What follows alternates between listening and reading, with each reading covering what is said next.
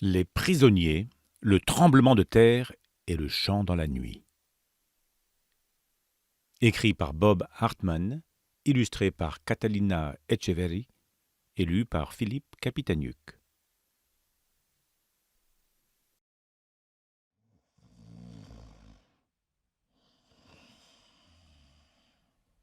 Écoute, tu entends? On dirait que quelqu'un est en train de scier du bois. Le bruit provient d'une prison. Une prison de la ville de Philippe. Le gardien de la prison est en train de ronfler. Il dort tranquillement, car tous ses prisonniers sont bien enfermés pour la nuit.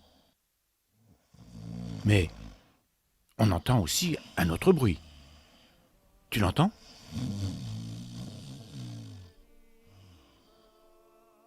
Ce bruit monte du cœur de la prison, un endroit d'où personne ne s'est jamais échappé. C'est le bruit que font deux prisonniers. Écoute bien. Sont-ils en train de gémir et de pleurer? Ils auraient bien le droit de le faire. Leur dos est tout meurtri à cause des coups de fouet qu'ils ont reçus. Et ils ont des chaînes aux pieds. Ça ne ressemble pourtant pas à des gémissements.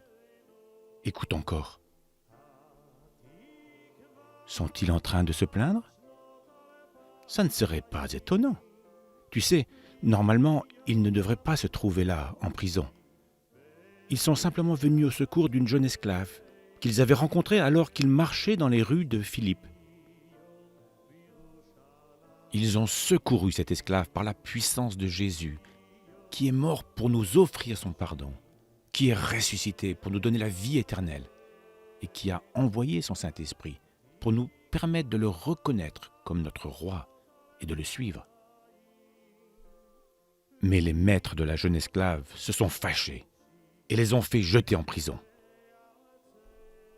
Écoute à nouveau. Écoute attentivement. Tu entends?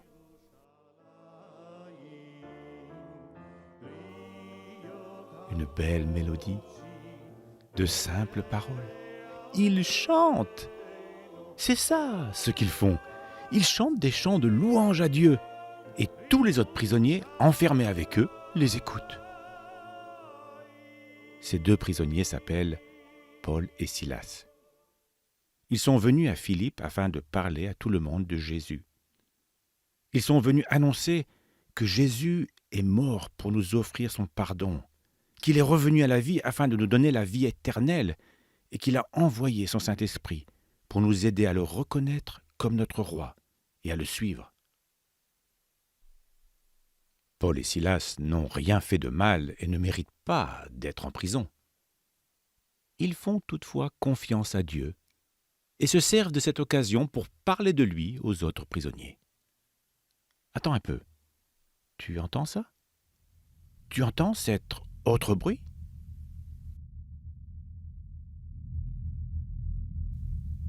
C'est un grondement, un mugissement, un bruit terrible qui provient des profondeurs de la prison, un bruit qui s'élève des profondeurs même de la terre, un bruit assourdissant qui semble faire écho à tout leur chant. C'est un tremblement de terre! C'est bien ça. Le sol et les murs sont violemment secoués, les portes de la prison sont arrachées et les verrous explosent. Maintenant, tous les prisonniers sont libres. Mais attends, écoute encore. Tu entends? C'est le crissement d'une épée qui est tirée de son fourreau. C'est l'épée du gardien de la prison. Il est complètement réveillé maintenant. Et tu entends? Il pleure. Tu comprends? Si les prisonniers s'échappent, alors le gardien doit mourir. C'est comme ça. C'est la loi à Philippe. Alors, quand le gardien voit toutes les portes grandes ouvertes, il pense que tous les prisonniers se sont sauvés. Il sort donc son épée pour se donner la mort. Il ne peut s'empêcher de penser à sa femme, à son fils et à sa fille. Ils vont lui manquer. Mais avant qu'il n'ait le temps de se tuer, il entend un autre bruit. Écoute, quelqu'un crie. « Arrête! Ne te fais pas de mal! Nous sommes tous là !» Le gardien a du mal à le croire. Vite, il attrape une torche et se fraye un chemin parmi les gravats jusqu'au cœur de la prison pour voir cela de ses propres yeux. Quand il se rend compte que tous les prisonniers sont bel et bien là, il tombe aux pieds de Paul et Silas. Ces deux hommes sont différents. Ils ne sont pas comme les autres. Ces étrangers sont venus à Philippe pour raconter ce qu'ils savent au sujet de Jésus.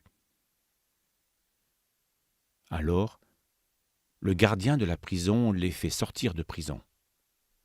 Écoute, il leur pose une question importante. Que dois-je faire pour être sauvé ? Paul et Silas lui répondent.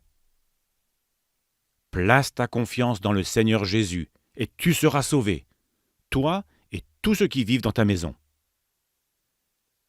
Paul et Silas parlent alors au gardien de Jésus qui est mort afin de nous offrir le pardon, qui est revenu à la vie afin de nous donner la vie éternelle et qui a envoyé son Saint-Esprit pour nous aider à le reconnaître comme notre roi et à le suivre.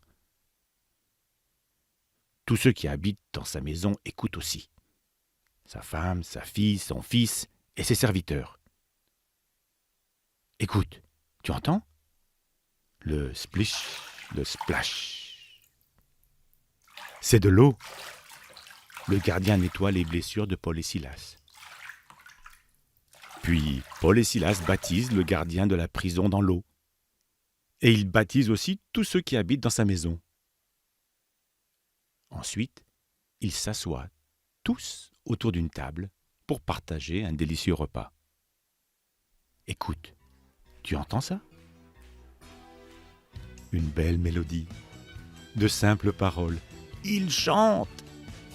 Pas seulement Paul et Silas, mais aussi le gardien de la prison ainsi que tous ceux qui habitent dans sa maison. Ils chantent et louent Dieu parce qu'ils ont tous placé leur confiance dans le Seigneur Jésus. Écoute, tu entends ? Un bruit de voix. Des millions de voix qui parlent dans différentes langues, partout dans le monde. Dans les villes et les villages. Dans les fermes et les hameaux. Dans les restaurants et les usines. Et oui, même dans les prisons. Des gens parlent de Jésus et racontent à ceux qui les entourent comment être sauvés. C'est le même Jésus et le même Saint-Esprit dont Paul et Silas ont parlé aux gardiens. Écoute bien, tu sais ce que tu peux faire ? Tu peux toi aussi parler de Jésus aux gens que tu connais.